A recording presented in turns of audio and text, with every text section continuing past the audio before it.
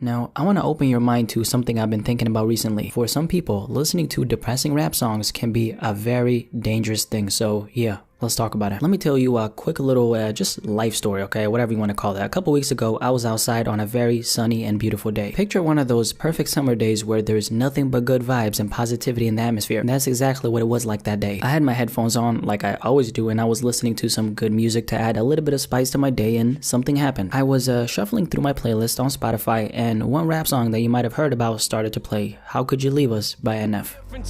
You took them pills for the last time, didn't you? They took you from us once, I guess they came back to finish you. So there's this thing I like to do where I don't listen to any kind of sad music unless I'm feeling sad myself, but that day I did not follow this rule of mine at all. I feel like this was a mistake because let me tell you what happened. All those raw, sad and depressing emotions NF put into the song, I started to feel them. This is of course the point of music, so really I should be worried if I wasn't feeling like that, right? But I started to feel something inside, okay, and I really paid attention to this. Despite me not feeling like that originally before I listened to the song, I felt like that after I listened to the song. This is the power of music, man. If you're listening to an artist who knows how to convey emotions and hit those emotions in the right places, this is what they're going to be doing to you every single time you listen to them. The way I see it is, music can sometimes be a tool, and some people use these sad rap songs to cope with whatever they're going through. I understand, I've been there myself, but let me challenge your thought pattern for a second. For a lot of people, and it was like this for me and a lot of other people I know, these sad and depressing rap songs did more harm than good because I was essentially drowning myself in my own misery. This is the same reason why I do not recommend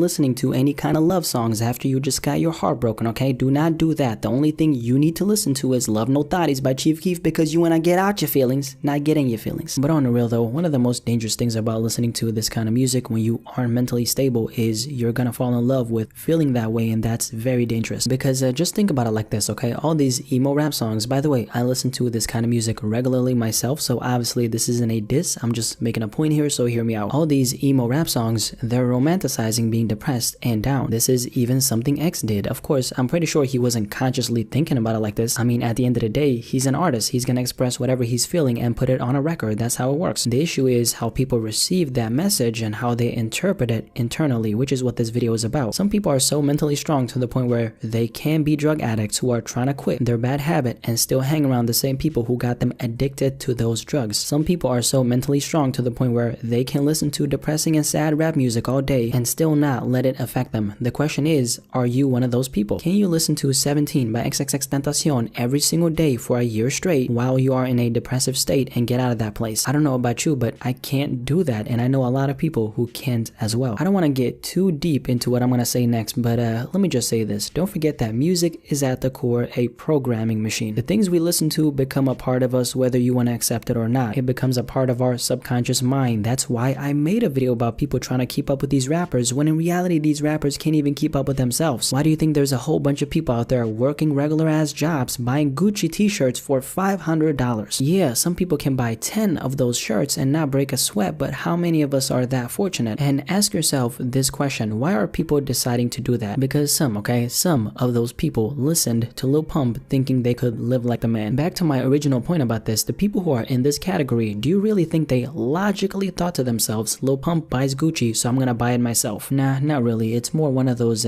casual kind of situations where they're in the car, Gucci Gang comes on in the radio, they hear Gucci Gang, Gucci Gang, Gucci Gang, those words stick to their subconscious mind and it affects some of the decisions they make in their actual life. Let me do something I don't usually do, and let me pull out a study that talks about what I just mentioned. By the way, considering the direction this video is going in from now on, my name is Spiritual Blackie in the building. Shoutouts to everyone who catches that reference, but let's read this little study. Contrary to what most of us would like to believe, decision making may be a process handled to a large extent by the unconscious mental activity. A team of scientists, oh shit, you already know it, it's real when it says scientists, okay? A team of scientists has unraveled how the brain actually unconsciously prepares our decisions. Even several seconds before we consciously make a decision, okay, so several seconds before you hit the Gucci store, that's how I see this. Its outcome can be predicted from unconscious activity in the brain. The point of me showing you this was just to make the point that if music affects your subconscious mind, and your subconscious mind affects a lot of the decisions you make in your life, then listening to sad and depressing rap songs while your mental health is not in check could have a negative effect on your actual life and the decisions you make. So the last feeling I want you to get from this video is